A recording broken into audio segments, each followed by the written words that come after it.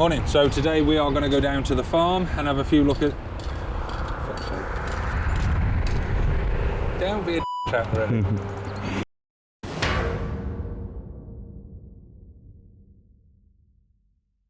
Morning. So today we are going to go down to the farm and have a look at a few bits over there, but just before we go, a couple of bits to catch up on the house. So Wayne has spent all weekend trimming through this patio area outside the front of the house with a 40mm crush and run. So obviously built the layer up with 6F2 sub base underneath, compacted that with the roller without any damages to any walls. Then basically he's gone through, trimmed it all through and got it at the right level. We have had an issue though, because my idea was I wanted level thresholds, as I've mentioned numerous times around the house, on all the doors, which then meant it would be easier for us to bring the whole patio through at a level and then basically have a step off or a ramp off at the points in which we exit. Where that's caused an issue is my plan was we would have then an eco drain running all the way round the outside of the property and another eco drain around the outside of the retaining wall, giving a 75mm fall from the house running away, so any water on the patio goes to the outside eco away from the house. Anything coming down the face of the brickwork, ultimately that eco picks up and gets rid of. However, where we've had the problem is building regs, because we double checked this with building regs beforehand, and an eco has to be set at 150 below finished floor level, which ruins my entire plan. But they will accept a 6" by 6" gravel trap, which in my opinion a gravel trap is not going to get rid of any of that water anywhere near as quick as an eco. So I've put the question back to building regs now and basically said, why is a gravel trap acceptable? I get that it probably won't splash, rain won't splash up the house as much as a solid surface, but why is a gravel trap acceptable that is ultimately going to sit and hold water there rather than an eco where it's going to go into the eco and into the drain and away from the house, thus having no water around the house whatsoever. So we'll see what they come back with on that. So like I say, house is looking good. Leave you with a few bits of a montage. We'll go down the farm.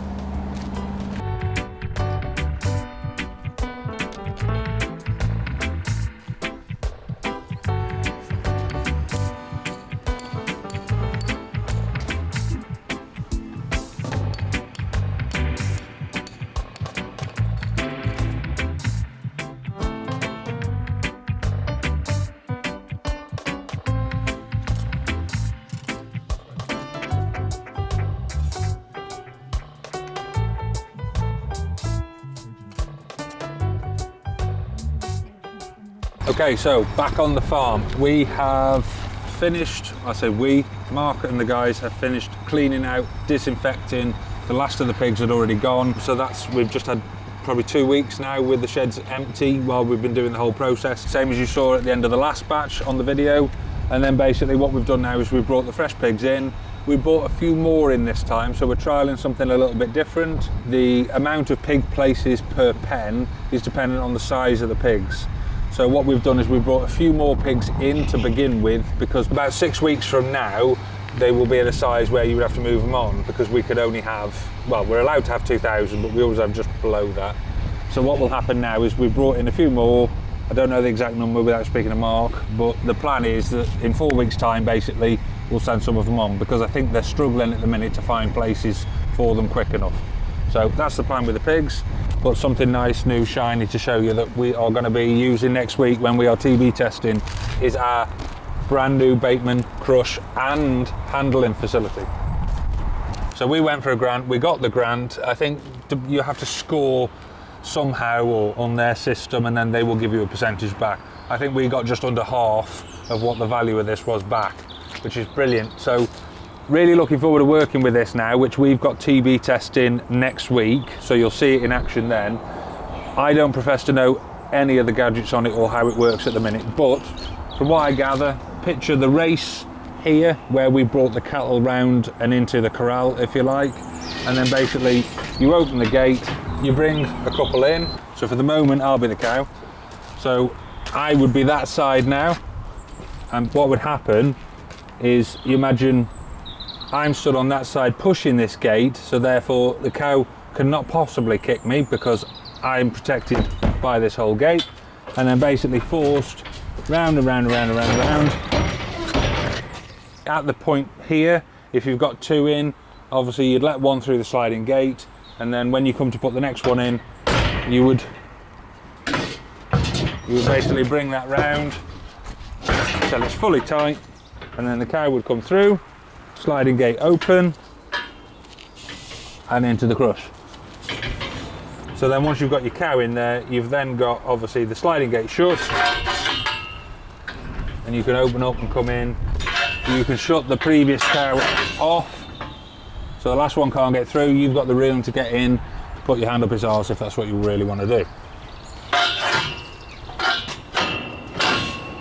Go into the front, picture Clayton or your cow is locked in. You can open it right up and that side as well and get right round the head. Grab your cow by the nose. So when we're coming to do New Forest and eyes, that is going to be an absolute dream compared to how we have been trying to do it. Then you've got that, opens up, you've got both of them. I don't know how that works. That obviously goes up behind the cow.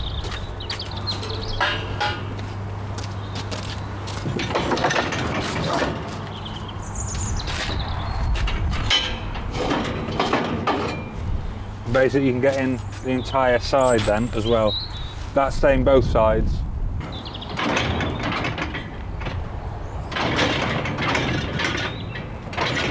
Aha! So this one, if you have like a mark size cow, you can widen it right up as it is. If you have a skinny cow like me, you can close that right up.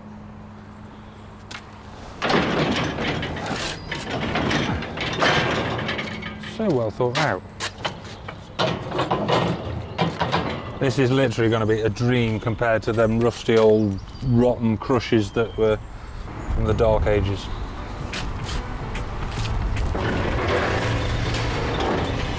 And we'll finish off with the calves. So what we've done now is, for the moment, we are just clearing out that shed there. We've got a last little bit of straw in. We had a ruck of logs and stuff. So we're clearing that out now over there. And then basically what we can do is bring the rest of the calves in, split them, put them into the right sort of size and age categories, and then pen them all up. And then obviously we can winter them in these 2 buildings here. So that'll work a treat. Unfortunately though, we have had 1 casualty. We had 1 particularly poorly calf. We treated it. We've had the vets out probably 10, 12 times to it. And unfortunately, we still lost it. So that's quite sad. That's our first one that we've lost. But I suppose that is life and that is farming. You have to sort of live with that. But everything's looking pretty good down here. We've got the ones to bring in from the field. We've got all the TB testing to do next week, which will bring you on either Monday or Thursday's video, because it's Monday and Thursday. So we start the test on Monday and then we retest on the Thursday, I think it is. So we'll bring you that next week. That's going to be a mammoth task because, like I said before, we've got lots of cattle in lots of different places. So we're going to try and get organised this week by getting as many of the groups together as we possibly can ready, so the vet's only got to go to 3 places, say, for argument's sake, instead of 7. So hopefully that'll work.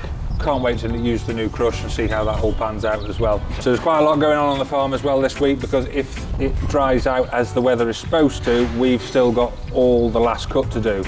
So roughly we've got, I know it's not a lot for a lot of people, but for us, with only me and Mark, and mainly just Mark, there's quite a lot to do. So we've got all the last cut to do. We've got to get the bales in. We've got 540 bales of silage so far. I had a count up the other night, and we reckon that we need about 6 or 7, well, 680 I think Mark said is what we need. So hopefully there's enough on the last cut which will see us through the winter, and we can house what cattle we've got if Shropshire Planning pass me my building as well. So that's desperately what I need an answer on, which is due end of next week. So fingers crossed on that one. So that's it for the farm and a little bit of the house catch up. We're going back to the man of acreage next, and if you like what you've seen, hit subscribe, ring the bell, and we'll catch you next time and leave you with a teeny farm montage. Cheers.